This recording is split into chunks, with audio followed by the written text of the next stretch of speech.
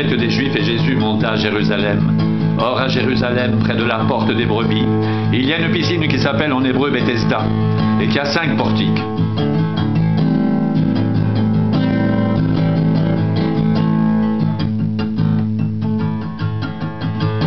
Sous ces portiques étaient couchés en grand nombre des malades, des aveugles, des boiteux, des paralytiques qui attendaient le mouvement de l'eau.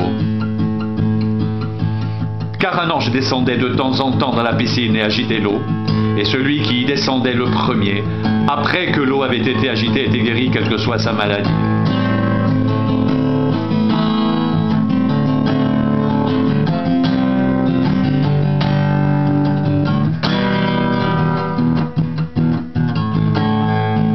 Là se trouvait un homme malade depuis 38 ans, et Jésus, l'ayant vu coucher, et sachant qu'il était déjà malade depuis longtemps, lui dit « Veux-tu être guéri ?» Le malade lui répondit « Seigneur, je n'ai personne pour me jeter dans la piscine quand l'eau est agitée, et pendant que j'y vais, un autre descend avant moi. » « Lève-toi, lui dit Jésus, prends ton lit et marche. » Aussitôt cet homme fut guéri, il prit son lit et marcha. C'était un jour de sabbat. Les Juifs dirent donc à celui qui avait été guéri, « C'est le sabbat. Il ne t'est pas permis d'emporter ton lit. » Il leur répondit, « Celui qui m'a guéri m'a dit, prends ton lit et marche. » Ils lui demandèrent, « Qui est l'homme qui t'a dit, prends ton lit et marche ?» Mais celui qui avait été guéri ne savait pas qui c'était, car Jésus avait disparu de la foule qui était en ce lieu. Depuis, Jésus le trouva dans le temple et lui dit, « Voici, tu as été guéri, ne pêche plus de peur qu'il ne t'arrive quelque chose de pire. » Cet homme s'en alla et annonça aux Juifs que c'était Jésus qui l'avait guéri. C'est pourquoi les Juifs poursuivaient Jésus parce qu'il faisait ces choses le jour du sabbat. Mais Jésus leur répondit, « Mon Père agit jusqu'à présent, moi aussi j'agis. » À cause de cela, les Juifs cherchaient encore plus à le faire mourir. Non seulement parce qu'il violait le sabbat, mais parce qu'il appelait Dieu son propre Père, se faisant lui-même égal à Dieu.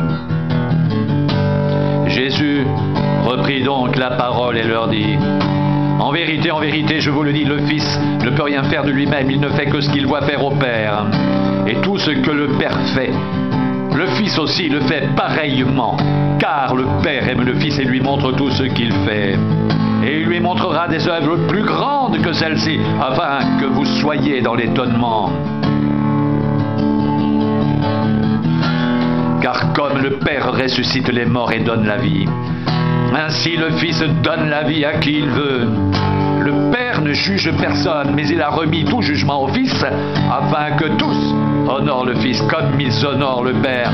Celui qui n'honore pas le Fils n'honore pas le Père qui l'a envoyé.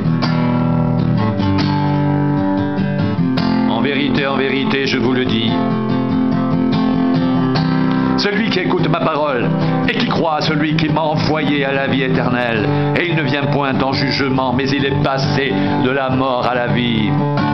En vérité, je vous le dis, l'heure vient, et elle est déjà venue, où les morts entendront la voix du Fils de Dieu, et ceux qui l'auront entendu vivront, car comme le Père a la vie en lui-même, ainsi il a donné au Fils d'avoir la vie en lui-même.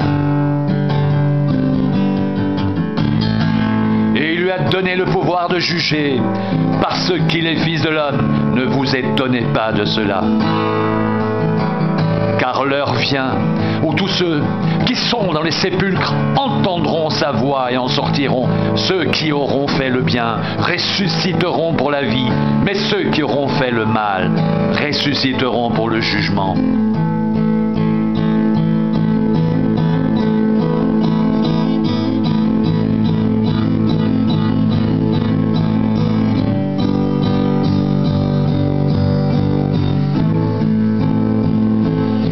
Je ne puis rien faire de moi-même.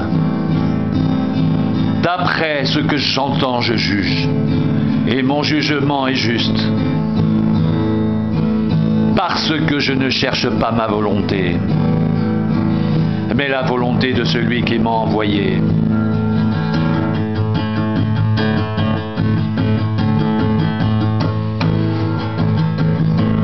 Si c'est moi qui rends témoignage de moi-même, mon témoignage n'est pas vrai.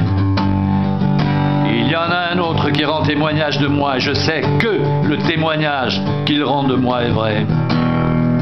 Vous avez envoyé une délégation vers Jean et il a rendu témoignage à la vérité. Pour moi, ce n'est pas d'un homme que je reçois le témoignage, mais je dis ceci afin que vous soyez sauvés.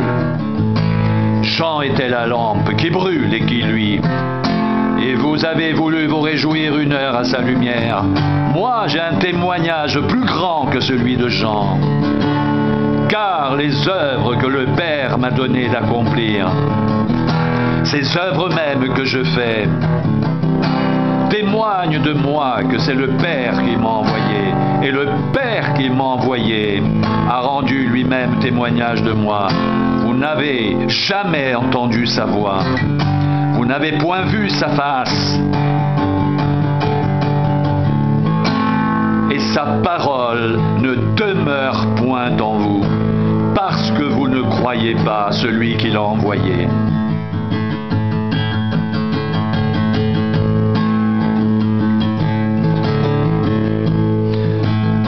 Vous sondez les Écritures, parce que vous pensez avoir en elles la vie éternelle.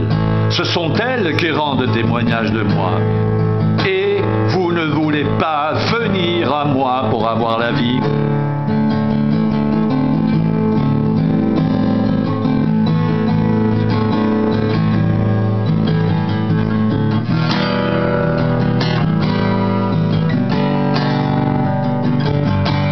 Je ne tire pas ma gloire des hommes, mais je sais que vous n'avez point en vous l'amour de Dieu.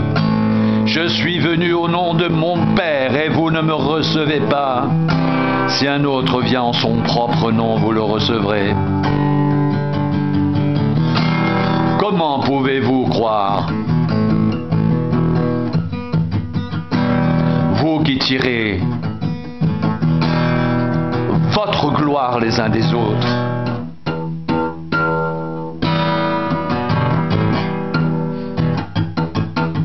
Et qui ne cherchez point la gloire, qui vient de Dieu seul, ne pensez pas que moi je vous accuserai devant le Père.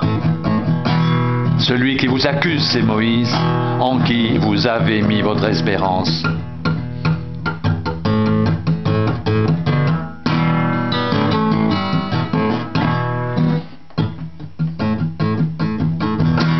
Car si vous croyez Moïse, vous me croiriez aussi, parce qu'il a écrit à mon sujet.